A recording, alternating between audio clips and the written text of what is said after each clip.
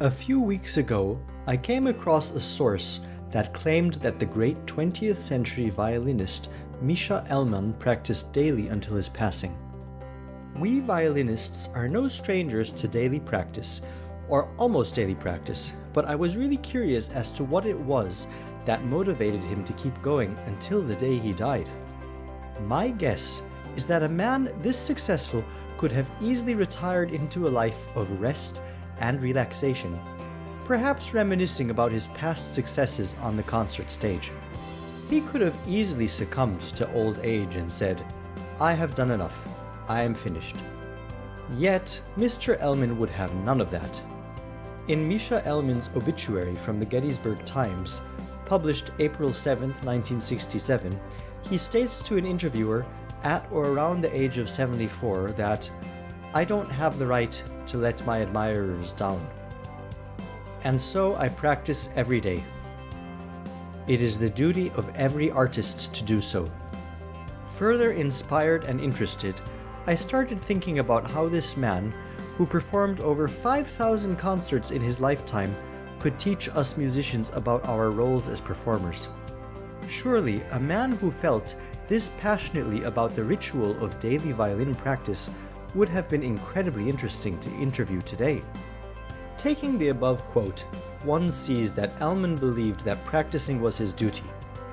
He believed very strongly that his music mattered, and since he did not wish to, quote, let his admirers down, unquote, he practiced daily. This brings us to an interesting question. Does the artist define him or herself in relation to the expectations of the audience, or does the artist define him or herself in spite of the audience? Any business person knows that in order to be successful, you have to have a product that sells.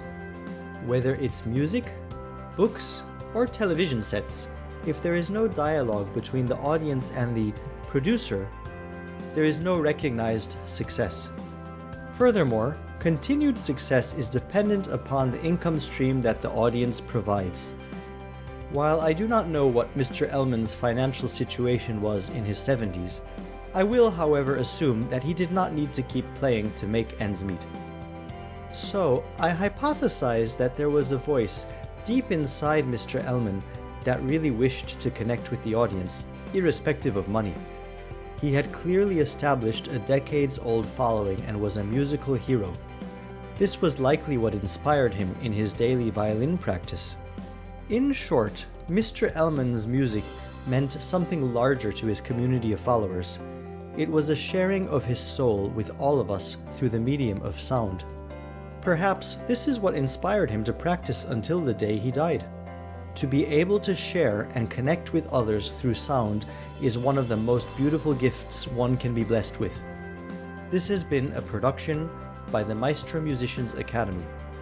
If you enjoyed this video, kindly visit us at www.violinCoursesOnline.com.